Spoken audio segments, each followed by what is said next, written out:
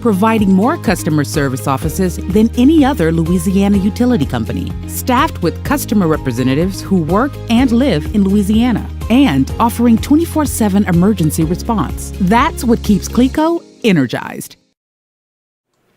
Hey, good morning, everyone. We have the latest on Tropical Storm Beryl right now.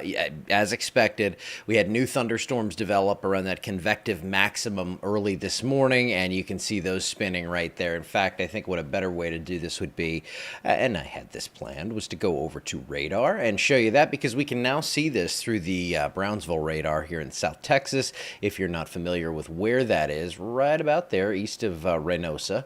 And so we don't have your traditional eye. Now you can see as we look further out here that we are starting to see some sort of a curl around that center, and that center is located right about in here. So that center is kind of getting stacked back up. We have significant storms on the western side, and perhaps of more local interest, these storms that are moving up toward Lake Charles. This outer band, as this moves north, is probably going to translate inland and give us a threat for some storms today. In fact, I took rain chances up. We'd been talking about Sunday being a bit of a break. It looks like Saturday was more of that break, and I think we get some rain into the area for today. So let's go back on over here and get into the latest on Beryl. We have the update. We actually have an aircraft in there, so I'll be refreshing this to see if they hit the center again, just because I'm mainly concerned with where this center is tracking.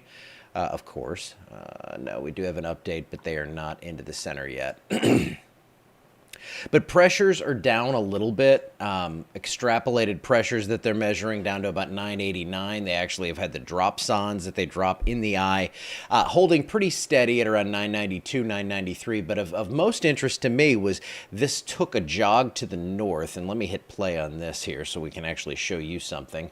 60 mile per hour winds, gusts up to 70, pressure at 992, moving northwest at 12. We are getting that turn toward the north today, and it should become a hurricane by then. But most interesting is we have the strongest winds on the northeast side, and with that center at least briefly moving due north, it appears things are kind of getting organized here. So things are kind of starting to wrap up, and I think we see this become a hurricane later on today. The track stays west of us. That means we have limited local impacts when it comes to, your traditional direct impact from a hurricane. Obviously, Laura, we don't even mention that. It's not going to be like that. But like Rita moved into the west, Gustav moved right overhead. Lily kind of moved right overhead. It's not going to be like any of those where you have like 12 to 24 hours of solid heavy rain and the wind increases and you have this big crescendo where everyone's power goes out. In this case, I'm a little more worried about the severe weather on the eastern side. Again, the spaghetti model's not spaghetti at all. It's like one piece of fettuccine here west of Houston in the Matagorda Bay. I think we're going to be between Lake Jackson and Palacios, Texas. That's kind of the best location for landfall. Again, I'm still leaning on that eastern side of guidance here, but for our purposes, it's going to be pretty much the same. Now, we have a limited low chance in West Louisiana of some brief tropical storm winds. I don't really see that coming. So I think most of that's going to hang here along the Texas coast and then maybe up inland toward College Station, Victoria on the western flank of this. Houston, you could see tropical storm force winds, so some power outages possible. I think pretty widespread power outages near the landfall of this. But for us, what is becoming increasingly evident and what's most important with this, and again, just refreshing the aircraft to make sure it's not giving me valuable information, and it's not right now. But here's what's interesting for us. So what I'm really starting to see, and I'll show you this SPC outlooks in just a second, is first off, band number 1 comes in today. This will have a low severe threat, especially closer to I-10.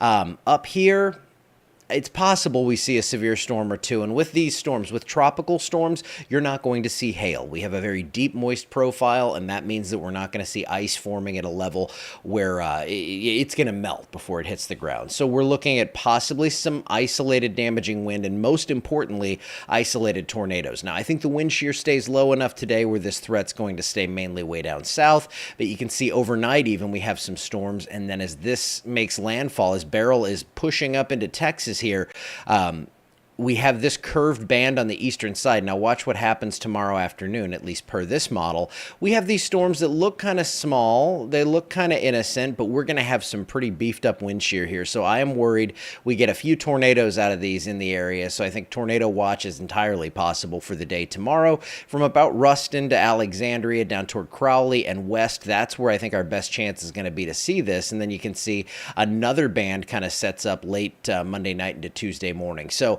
that's what we're watching for. I've got more high-res models coming in, and I'm going to be looking at those very carefully. But your outlook for severe weather today, mostly down to the southwest. And then when we get into tomorrow, we're now up to a slight risk for the western half of the area. Again, around Monroe to Ruston, down through Alexandria to Crowley and points west. You can see the rest of the area is in that marginal risk. So it looks like the potential for a few spin-up tornadoes, that is going to be our biggest concern here. And I also think we're going to see wind gusts, especially along the Texas border. You know, you could see some gusts to 30, 40 miles per hour. That might cause a power outage or two, but we're not looking for the widespread stuff. Our main concern here has shifted, in my mind, from mostly, you know, kind of a rain event where I'm thinking 3 to 6 inches. I'm kind of pulling that back now to about 1 to 4 with higher totals here near the Texas Lakes area there, Toledo Bend, Sam Rayburn.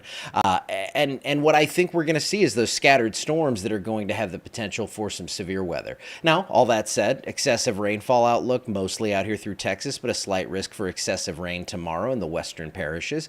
Natchitoches, Sabine, Vernon, Beauregard, Allen, looks like that's your best chance to see the heavier rain totals, but I'm not overly worried about a flooding concern here. Now, I did want to pop up a quick 7-day, then we'll go back to radar for just a second here. I took rain chances up to 80% today. We got them here today, tomorrow, and Tuesday. Then things fall off because this storm is going to have the decency to at least not hang around and just literally rain on our parade. Okay, let's see. There we go.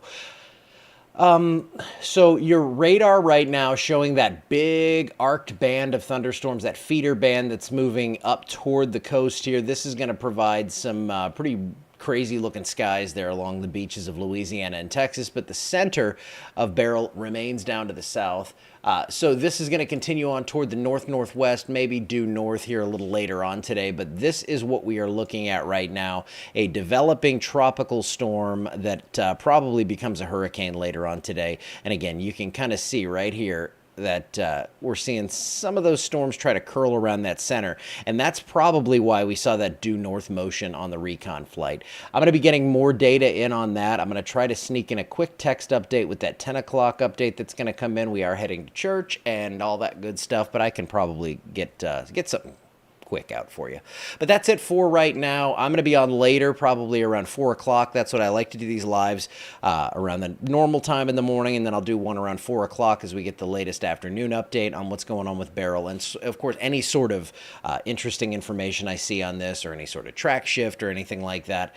But the main idea here is that we have a severe threat starting later today, and I think lasting through at least tomorrow night and probably at least the first half of Tuesday. So that is going to be our highlight and our headline for the area, it looks like. So I will see you back here later today. Have a wonderful Sunday, and let's just hope this thing stays a tropical storm and just gives us a little rain that we need. I will see you back here at 4 o'clock.